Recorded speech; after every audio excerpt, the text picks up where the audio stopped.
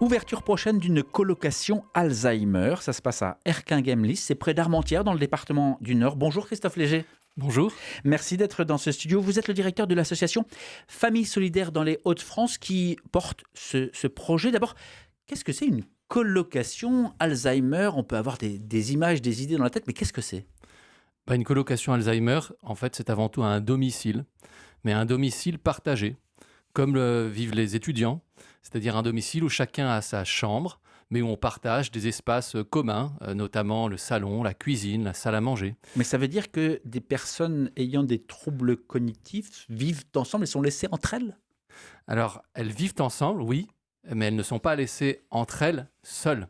Elles s'entraident entre elles, parce qu'en fait, elles ne sont pas toutes au même stade de la maladie et elles vont pouvoir s'épauler, c'est d'ailleurs très beau, mais elles sont aussi accompagnées par notre association, accompagnées par des aides à domicile extérieures pour pouvoir continuer à vivre une vie la plus normale possible. Dans un peu plus de 20 ans, en 2050, 2 200 000 personnes en France vivront avec la maladie d'Alzheimer. Il manque déjà aujourd'hui 100 000 places en EHPAD, selon les estimations.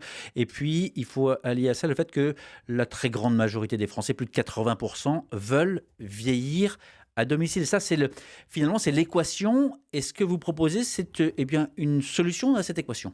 Oui, je pense que c'est une partie de la réponse. Alors, moi, j'ai travaillé pendant 10 ans dans le secteur du maintien à domicile. Et donc, j'ai vu de nombreuses personnes qui me disaient tous les matins, moi, je veux rester ici jusqu'au bout, on ne me mettra pas en EHPAD, on ne me mettra pas en EHPAD. J'ai aussi vu la détresse, malheureusement, de certaines personnes à domicile qui étaient profondément seules, dans des logements pas adaptés, et avec cette maladie, des proches qui s'épuisent. Donc, ce que vous dites, c'est on avait essentiellement deux voies aujourd'hui, l'EHPAD ou le placement dans des structures spécialisées ou le maintien à domicile. Voilà. Et il n'existait pas vraiment d'entre-deux. Exactement. Et le domicile, tout le monde en rêve, mais on voit bien que ça peut être compliqué, notamment avec cette maladie. L'EHPAD, il n'y a pas toujours assez de place, vous venez d'en parler. Et puis cette solution ne convient pas toujours ni aux intéressés, ni aux aidants. Et donc moi, je me suis retrouvé face à des aidants épuisés d'accompagner leurs proches qui ne passaient pas le cap de l'EHPAD et qui étaient complètement démunis. Et ces colocations, finalement, ça permet de rester à domicile, dans un environnement qui est plus adapté que le domicile individuel, parce que justement, là, il y a l'accompagnement qui va bien, et on n'est pas seul, et il y a de la vie. Et ça, c'est très important pour être stimulé jusqu'au bout. Alors, pour en savoir plus, vous organisez une soirée ciné-débat le 9 avril. C'est un jeudi à partir de 18h30. Ça se passe au cinéma Lumière d'Armentières. Pour dire quoi? Pour qui? Pour dire quoi? Tout simplement pour montrer à tous ceux qui ne connaissent pas ce que c'est qu'une colocation Alzheimer. On va projeter un film documentaire qui a été tourné dans une colocation près de Beauvais, qui est tenue par les Petits Frères des Pauvres. Et pendant un peu moins d'une heure, on va vivre auprès de ces habitants et découvrir finalement quel est leur quotidien. Et c'est très intéressant de voir finalement que dans cette colocation, malgré la maladie, il y a beaucoup de joie, il y a beaucoup d'entraide, et que finalement, on peut vivre chez soi avec cette maladie jusqu'au bout. Voilà, donc l'objectif de cette soirée, c'est vraiment de faire découvrir à des personnes, notamment à des familles qui seraient affectées par cette maladie, les colocations Alzheimer, et de voir comment ça peut être une solution aussi d'avenir pour leurs proches. La maison de l'instant, c'est le titre du La documentaire. maison de l'instant présent. La maison de l'instant présent, le documentaire d'Anne Mourguin qui sera projeté avant le débat, où finalement les personnes vivent comme à la maison. Ça veut dire quoi, vivre comme à la maison? Vivre comme à la maison, ça veut dire être libre de ses choix, de son programme, de ses activités. Très concrètement, aujourd'hui, si je suis une personne âgée et que je vis en établissement, je ne suis pas forcément libre de l'heure à laquelle je me lève, de ce que je veux manger, des activités que je vais faire. Dans une colocation, je me lève à l'heure que je souhaite, je choisis avec mes colocataires ce que je veux manger, je vais faire la liste de courses, je vais participer à la préparation des repas et je vais définir avec avec l'aide de l'association, les activités que je veux partager au quotidien.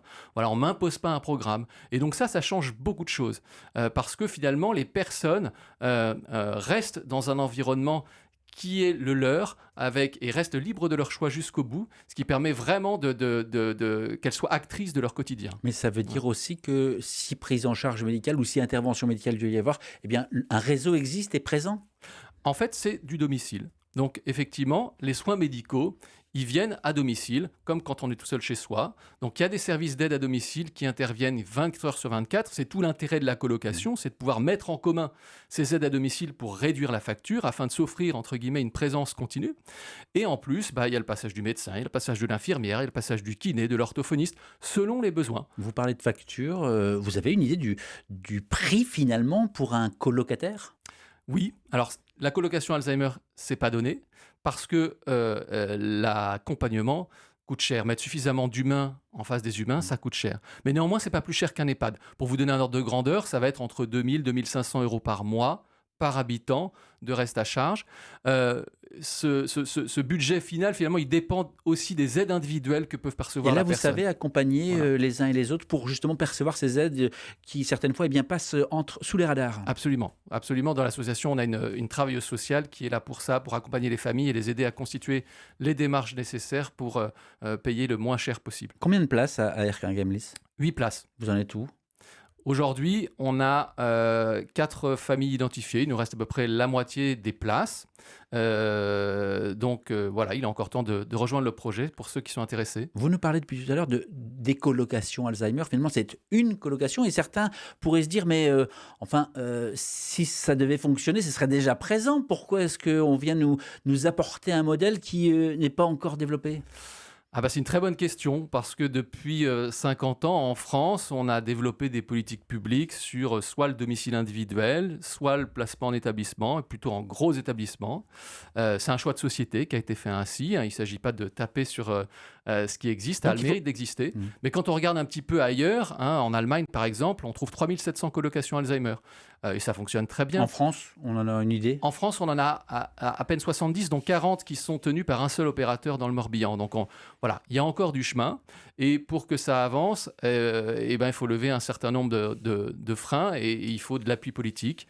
Et voilà, en période de campagne, c'est l'occasion peut-être aussi de passer le message. Mais j'imagine que vous avez suivi, par exemple, vous avez peut-être vu le documentaire Les Fossoyeurs, vous avez suivi le scandale Orpea. C'est un sujet sensible quand on parle de prise en charge de personnes âgées. On est tous plus ou moins réticents, méfiants. Vous comprenez cette retenue qui existe?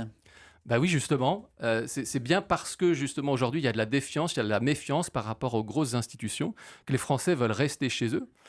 Voilà, et cette colocation, c'est un moyen de rester chez soi avec la maladie, ce qui est quand même assez unique. À partir de quand est-ce qu'il faut se poser, ou les proches, la famille, les personnes elles-mêmes concernées, il faut se poser la question d'intégrer ou non?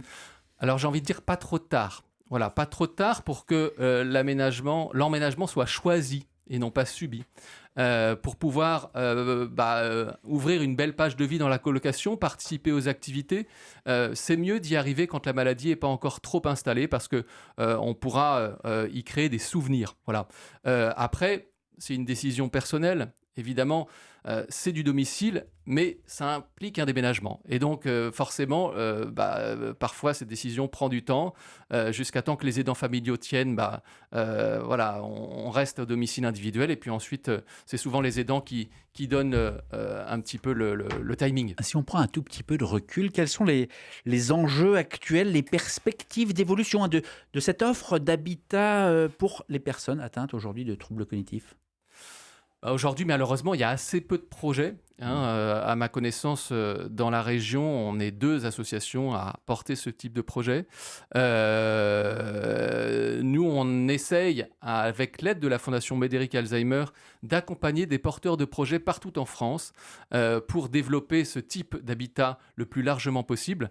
Mais on se retrouve confronté effectivement encore à un certain nombre de freins à lever. Voilà. On a encore du mal avec le grand âge aujourd'hui et ce sont des sujets qui restent toujours sensibles. Alors on n'est pas sur Chateaubriand qui disait que la vieillesse est un naufrage et que les vieux sont des épaves, hein. D'ailleurs, une partie de cette phrase avait été reprise par De Gaulle pour parler de Pétain. C'était évidemment irrévérencieux. C'est un manque de respect pour nos anciens. Mais tout de même, cette vieillesse, elle interroge, elle effraie.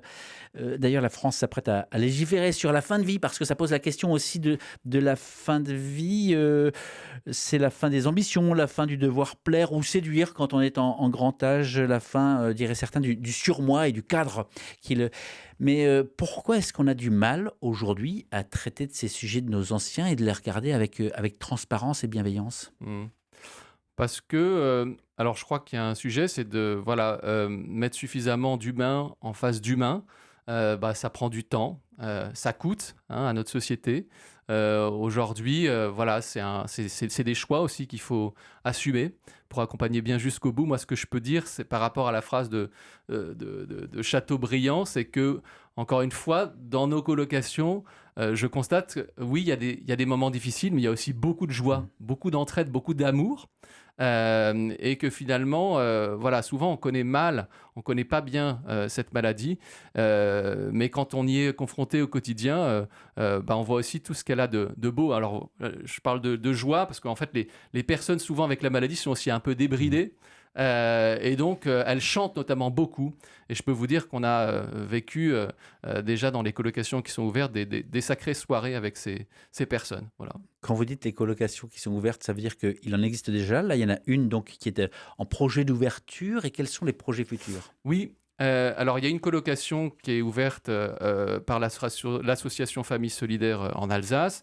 Donc il y a celle d'Erquin-Gemlis qui arrive. On a un autre projet dans la région à Verviers Sud, mais à horizon 2029. Voilà. Et ensuite, j'espère que d'autres suivront. En tout cas, l'enjeu, c'est de répondre évidemment à tous les besoins non couverts aujourd'hui. Christophe Léger, je l'ai dit tout à l'heure, vous êtes le directeur de l'association Famille Solidaire dans les Hauts-de-France. Celles et ceux qui se diraient, mais qu'est-ce que c'est que cette association? De quoi s'agit-il? Eh bien, Famille Solidaire, c'est une association qui se donne pour mission de permettre à des personnes fragilisées par l'âge, par la maladie, mais aussi par le handicap, de vivre comme les autres à la maison. Et ça, on le fait grâce justement à ces habitats inclusifs. Donc ça prend la forme de colocation, comme cette colocation Alzheimer. Ça peut aussi être des habitations regroupées avec un lieu de vie partagé. Et à chaque fois, dans ces lieux de vie, les habitants partagent un projet de vie commun, accompagné par des professionnels, et en l'occurrence par notre association. De quoi vivez-vous? De quoi vivez-vous, De c'est-à-dire? quoi l'association vit-elle aujourd'hui? Quel est son modèle? Oui. Aujourd'hui, elle vit de plusieurs choses. D'abord, les habitants de la colocation versent un loyer, versent aussi quelques frais pour les services apportés par l'association. Mais évidemment, malheureusement, tout ça n'est pas suffisant, hein. L'objectif de l'association étant de rendre ces projets accessibles à tous, et y compris aux petits revenus. On a aussi besoin, effectivement, d'être soutenu. Donc, on vit aussi de subventions, de dons. Voilà, pour pouvoir porter ces beaux projets. Vous parliez tout à l'heure de l'épuisement des aidants, où vous aviez pu être en contact depuis des années, où vous travaillez aussi avec ce maintien, ce service du maintien à domicile. Vous, sur quoi est-ce que vous vous appuyez? Parce que quand les aidants sont épuisés, il existe des maisons, il existe des services, mais vous qui évoluez dans ce domaine depuis des années, sur quoi est-ce que, quand c'est difficile, vous vous appuyez? Bah, En fait, ce projet, il a été conçu justement pour aider les personnes avec la maladie, mais aussi pour aider les aidants. Le fondateur de Famille Solidaire, d'ailleurs, c'est d'abord un aidant familial. Voilà. Alors, sur quoi on s'appuie? Nous, on s'appuie en fait sur tous les partenaires du territoire, qui sont en fait très nombreux, et qui permettent justement d'accompagner les habitants jusqu'au bout. Donc, on travaille avec les structures sociales, médico-sociales et sanitaires du territoire. On va pouvoir effectivement demander un relais à une unité cognitivo-comportementale quand il y a un souci avec un habitant, et passer la main effectivement quand la situation devient trop complexe à des professionnels en nombre plus important. Voilà. Vous, Christophe Léger, d'un point de vue personnel, quel sens vous trouvez à cet engagement? Moi, j'ai pas de mal à me lever le matin parce que Je suis parfaitement enthousiaste à l'idée de ce premier projet. Moi, ma grand-mère a été touchée par la maladie d'Alzheimer. J'ai vu mes parents l'accompagner avec toutes les difficultés et puis le placement en EHPAD qui a été compliqué. Voilà. Aujourd'hui, le projet que je porte, c'est le projet que je souhaite pour moi-même si un jour je suis confronté à la maladie. C'est le projet que je souhaite pour tous mes proches. Et donc, en fait, je trouve que c'est porteur d'espoir. Et c'est très, voilà, c'est très enthousiasmant de travailler sur des projets comme ça qui nous emportent. Pour revenir à cette soirée du jeudi 9 avril à partir de 18h30, donc ciné-débat au cinéma Les Lumières d'Armentières. Est-ce qu'il faut s'inscrire? Comment? Où? Comment ça se passe? Oui, il faut s'inscrire parce que le nombre de places est limité. Par contre, c'est tout à fait gratuit. Il faut se rendre sur le site de la Fondation Médéric Alzheimer, qui est partenaire de l'opération. Et dans la rubrique Actualité, il est possible de rentrer ses coordonnées pour avoir une place. Voilà, venez nombreux, parlez-en autour de vous. On aura l'intervention de la directrice de la Fondation Médéric Alzheimer, Christine Tabuenka, qui est passionnante.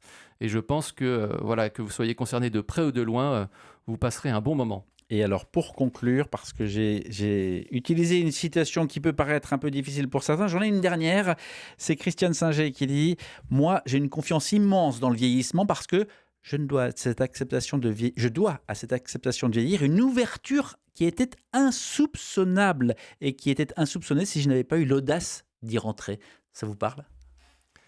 Oui, je crois que, avec le grand âge, on va dire que les personnes sont de plus en plus libres, d'être elles-mêmes. Et c'est encore plus vrai avec les maladies, puisqu'on va dire que elles ont plus ce filtre éventuel qu'elles pouvaient avoir précédemment. Certaines personnes se révèlent finalement, révèlent leur vraie personnalité. Oui, je suis assez en phase avec cette citation. Une transparence et une vérité des personnes. Merci beaucoup Christophe Léger d'avoir pris le temps de venir répondre à ces questions. De rien, merci pour votre invitation. Je rappelle que vous êtes le directeur de l'association Famille Solidaire dans les Hauts-de-France. L'entretien va être à retrouver sur la page YouTube d'RCF Hauts-de-France et sur le site rcf.fr, région Hauts-de-France.